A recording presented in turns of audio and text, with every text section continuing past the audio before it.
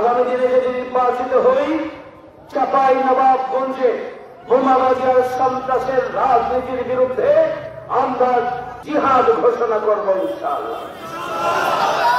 আমরা আগামী দিনে সন্ত্রাস করব না, আমরা সন্ত্রাস করতে দেব না, আমরা চাঁদাবাজি করব না, চাঁদাবাজি করতে দেব না, আমরা দুর্নীতি করব না, দুর্নীতি করতে দেব না, আমরা টেন্ডারবাজি করব না, আমরা কাউকে টেন্ডারবাজি করতে দেব না এবং দেব না ইনশাআল্লাহ।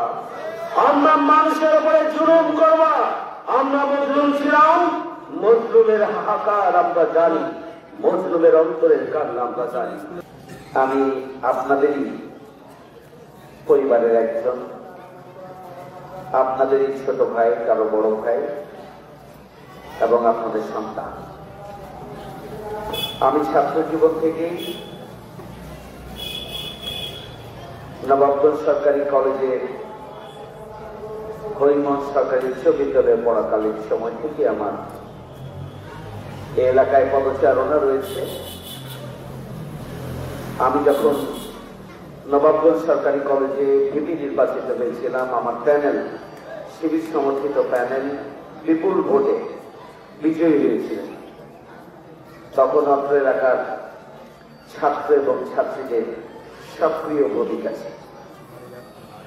আজকে ঢাকা বিশ্ববিদ্যালয়ে আপনারা লক্ষ্য করেছেন, ঢাকা বিশ্ববিদ্যালয়, জাহাঙ্গীরনগর বিশ্ববিদ্যালয়, রাজশাহী বিশ্ববিদ্যালয়, চট্টগ্রাম বিশ্ববিদ্যালয় ছাত্র সংসদ নির্বাচনে সবচেয়ে দেশের মেধাবী এবং গৌরবান্বিত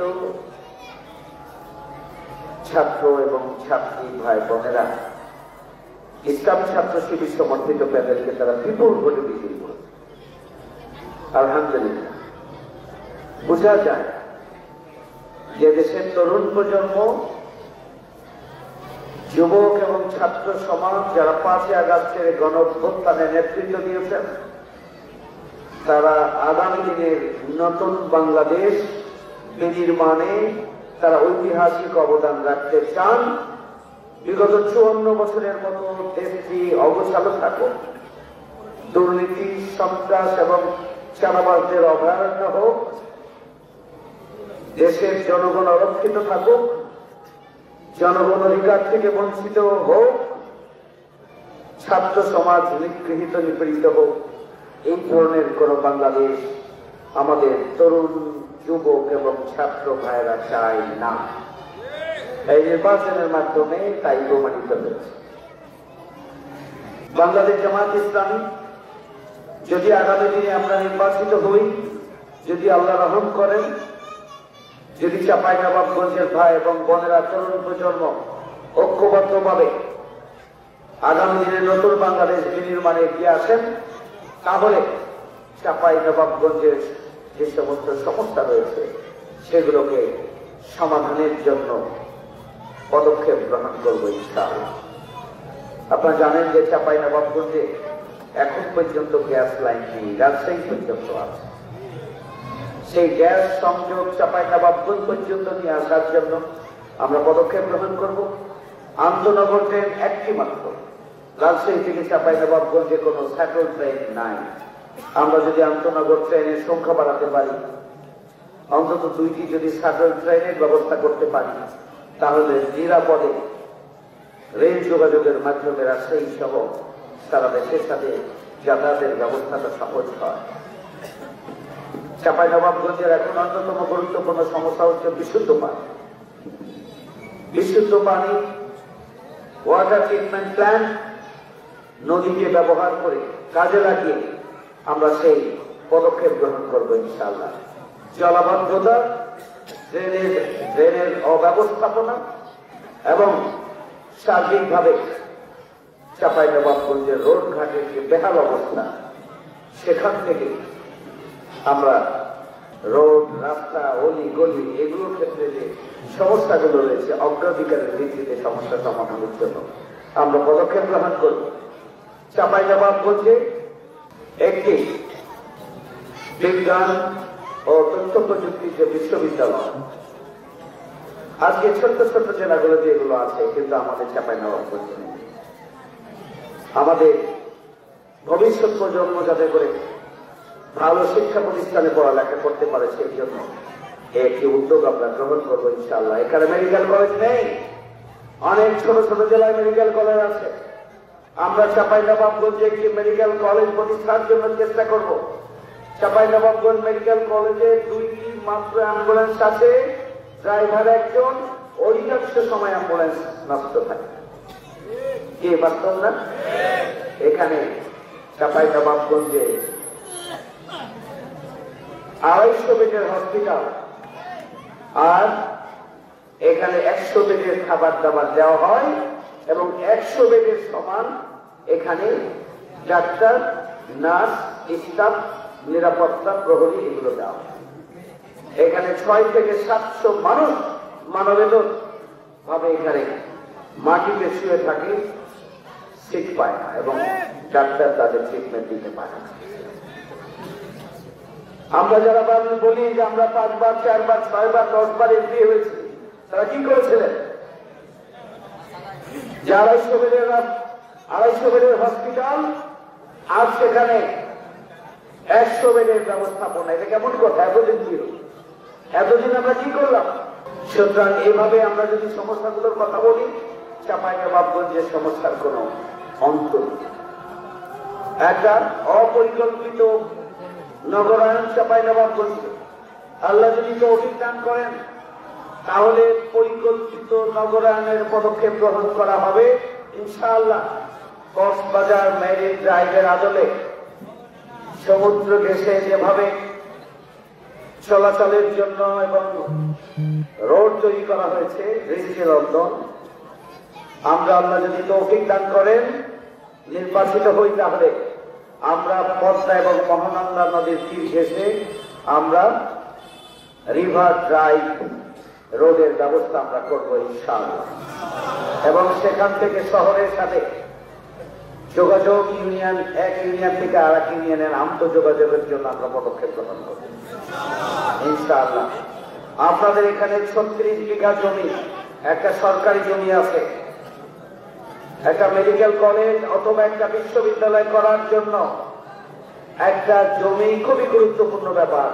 এটা সরকার শহরের সাথে লাগায়। এই 36 বিঘা জমির মধ্যে আমরা যদি ইউনিভার্সিটি অথবা মেডিকেল কলেজ যে কোনো 2টির একটি এই জায়গায় প্রতিষ্ঠার জন্য আমরা পদক্ষেপ গ্রহণ করবো ইনশাআল্লাহ।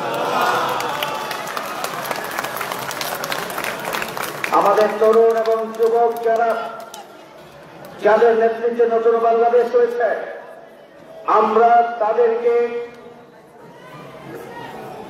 প্রশিক্ষণ দিয়ে আত্মকর্মসংস্থানের উপযোগী করে তোলা হবে ইনশাআল্লাহ। তাদের হাতে প্রয়োজনীয় উপাদান তুলে দিয়ে প্রশিক্ষণ অনুযায়ী তারা কর্ম করে যেন নিজের পায়ে দাঁড়াতে পারে, পরিবারের বোঝা নয়, তারা যেন পরিবারের শক্তি হিসেবে আবির্ভূত হতে পারে, বাংলাদেশের অর্থনীতির চাকাকে তারা যেন সামনে এগিয়ে দিতে পারে, সেই জন্য পদক্ষেপ গ্রহণ করা হবে।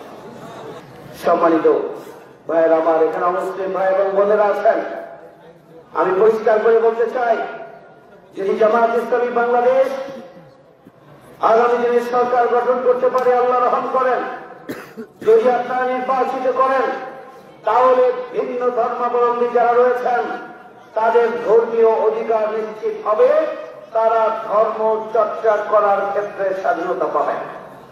2, তাদের ধর্মীয় উপাসনালয় এবং তাদের জান মালে সম্পদের নিরাপত্তা নিশ্চিত করার দায়িত্ব হবে রাষ্ট্রের।